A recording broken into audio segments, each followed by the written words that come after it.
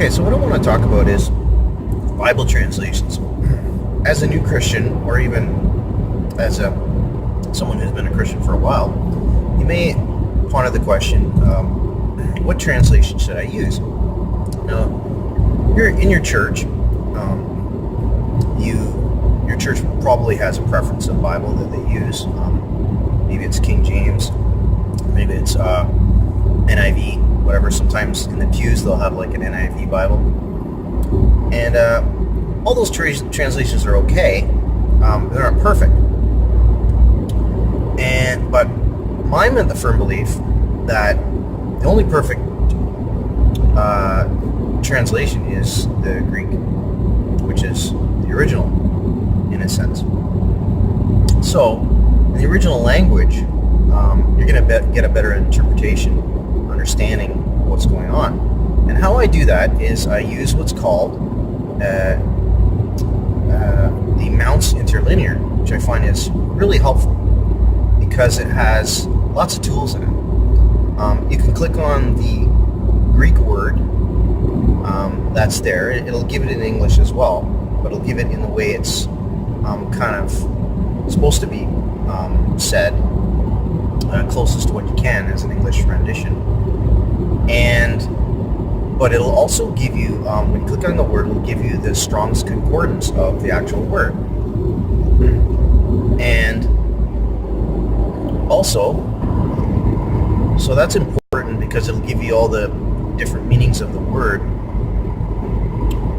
And then what's cool is there's a little option at the bottom of that. Once you've clicked on the definition of the word, it'll say show me where it's used in the New Testament. So it'll show you all the times that that word is used in the New Testament. And it'll give its variations of that particular Greek word, etc., depending on the context and whatnot.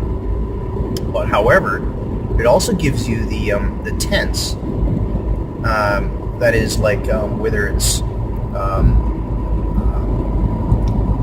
present tense, future tense, middle voice, all these different types of things. So that really helps you in understanding what the passage is talking about. So that's where I go to first and foremost. And then after I do that, I think, well, I'll look and see what all the English translations say. So I go to what's called Bible Hub.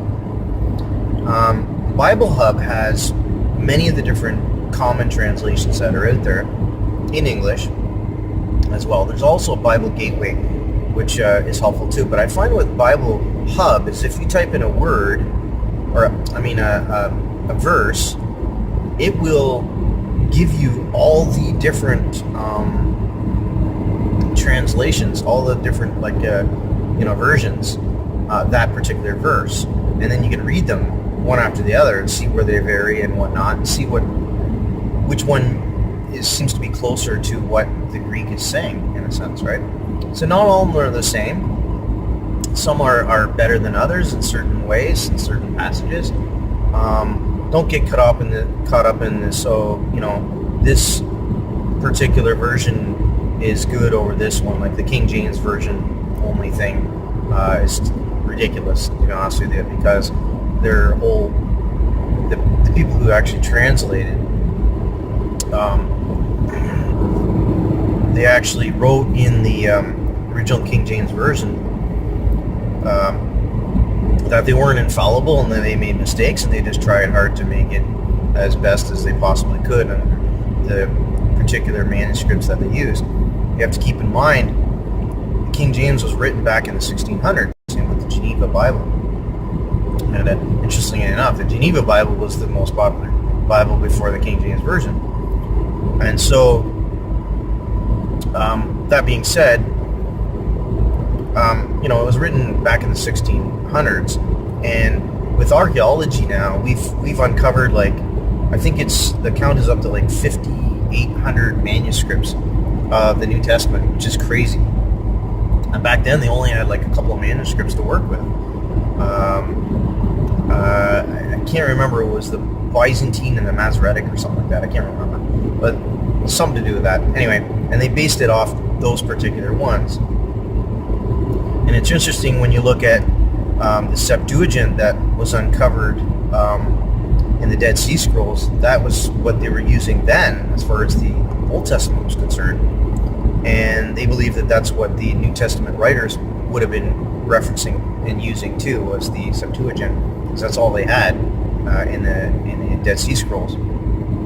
And those were before Jesus, a couple hundred years before that. So, and what we find is, when we do a comparison, is that the Septuagint is way more accurate than, like, say, the Masoretic text or whatever. That is the common text that the English versions use.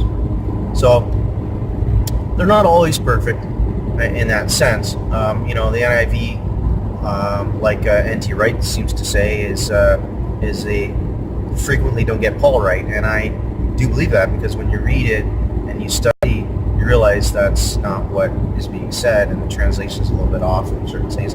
Then again, the NIV has some things that are correctly rendered as well. So, but like I said, it's better to have a whole arsenal of tools at your disposal, and I would say that I would use those particular tools, like the Mounce Interlinear. You can use another interlinear if you prefer, of course. But I find that one online is really good because it has the Strong's Concordance, and it has the other stuff too.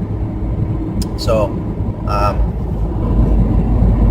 like I said, you have to remember that every translation that's out there is just an interpretation. It really is. It's well-meaning, scholars who are definitely trying to wrestle with the text and try to get the proper rendition of it. But when it comes down to it, the original Greek is really the way to go in that sense. And since not everybody's a Greek scholar, not everybody knows the Greek language, we do have tools, like I was suggesting, that really help us out in that regard.